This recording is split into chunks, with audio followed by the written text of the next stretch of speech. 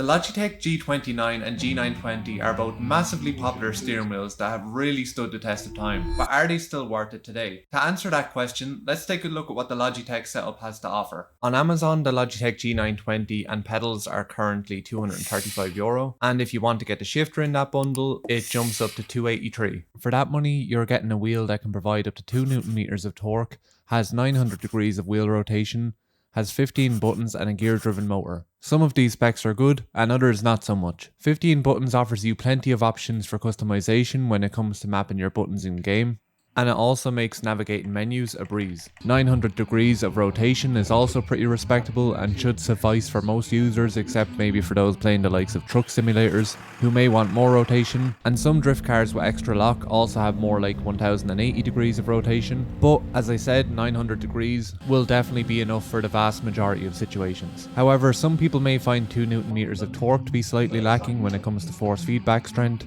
probably more so if you have it mounted in a dedicated rig rather than to a desk.